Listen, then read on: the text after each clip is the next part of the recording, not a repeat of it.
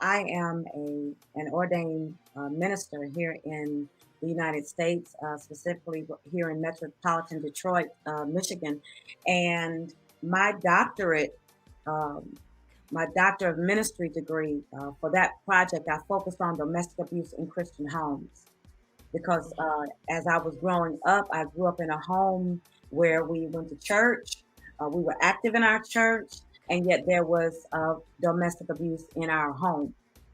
And growing up as a child, you are taught what happens in the home stays in the home, and so it caused me to compartmentalize my relationship with God, my relationship with friends and family, and then my relationship inside of our home.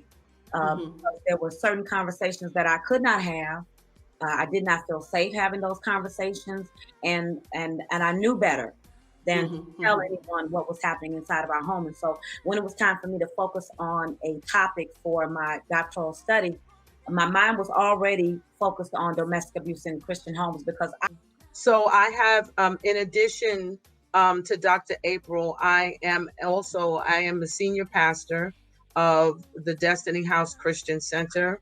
And as a senior leader, the focus of my particular church is to really use biblical principles and the word of the Lord to develop destiny within people. We certainly, in studying specifically the New Testament, we learn that not only does God love us, but God has gifted all of us something very specific. And he has a divine plan that's attached to our life, giving us not just the physical DNA, but also a spiritual DNA.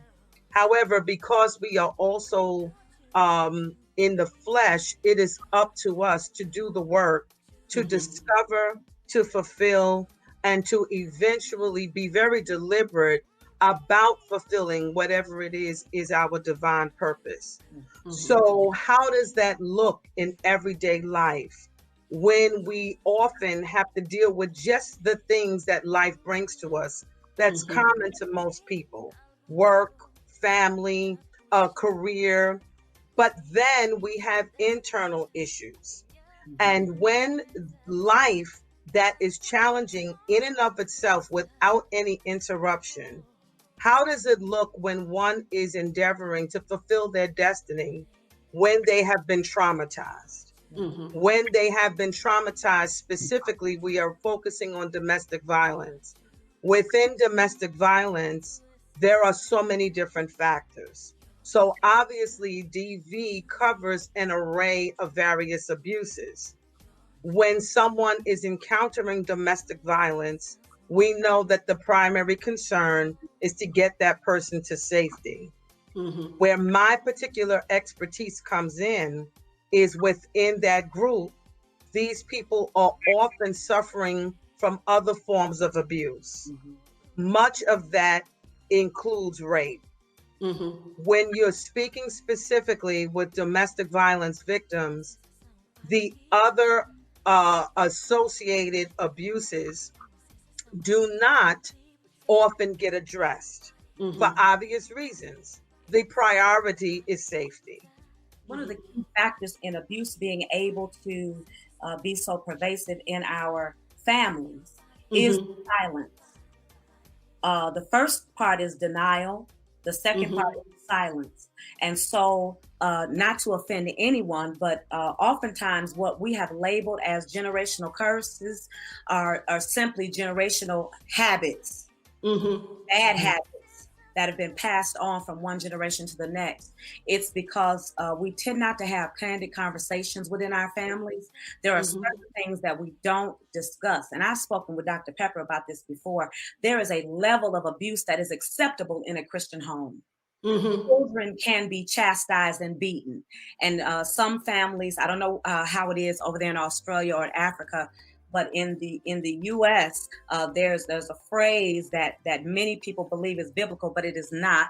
That says, "Spare the rod, spoil the child." That is not in the Bible. That scripture has been twisted, but it gives parents the permission to beat the children.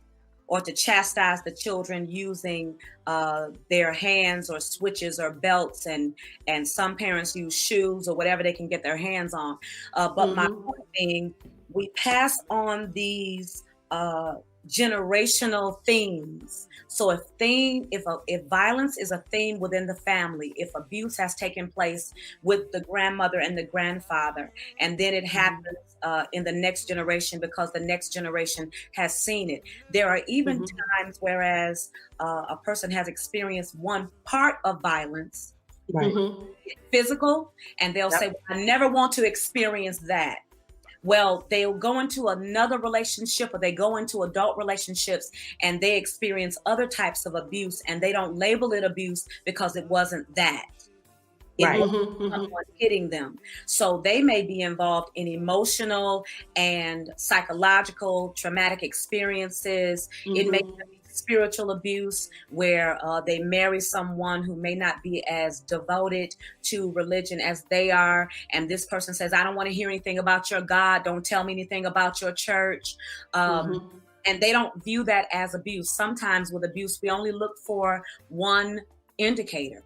We simply look for the physical aspect, and if the physical aspect is not there, then we don't label it abuse. It can be psychological abuse. It could be technological abuse. They're tracking you on your phone. They're harassing you via social media. And it is allowed to hide one generation to the next because no one wants to say anything. No one wants to address it. I conducted a conversation with my family. I actually used them as a part of my study as my focus group. And I conducted a 1 hour, maybe an hour and a half workshop with my family the day after Christmas on my mom's side, my maternal family.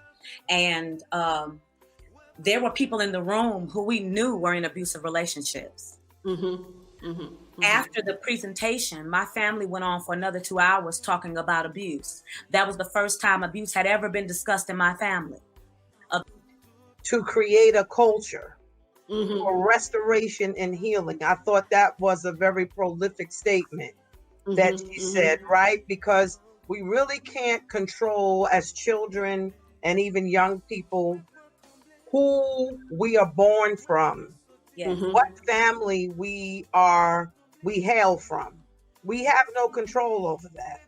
But we do have control over what we do with our past experiences. And so she eloquently talked about generational curses. They end up spiritually becoming curses. But why? Because they are generational habits and behaviors that went undealt with. And then when people don't have the strategies to unravel from them, we live out the curse. Yes. And it turns into a spiritual bondage. Yes, it does. And now we need spiritual entities to destroy it. Yes. So for the culture of restoration and healing, I would like to add one additional component to now answer your question, Mireille. How do we move forward? While I do support and agree and believe and am very deliberate about creating that kind of culture in my organization as well as in my church, I also, as a leader, specifically a spiritual leader, you still have to hold everybody accountable, even the victim. The actual emotional residue, and that is the rebuilding of a person's self-esteem. Exactly. And that person's self-esteem is so shattered that if we don't catch them in time, they go on thinking they could never be repaired, they're not worthy, and you become the victim of their anger.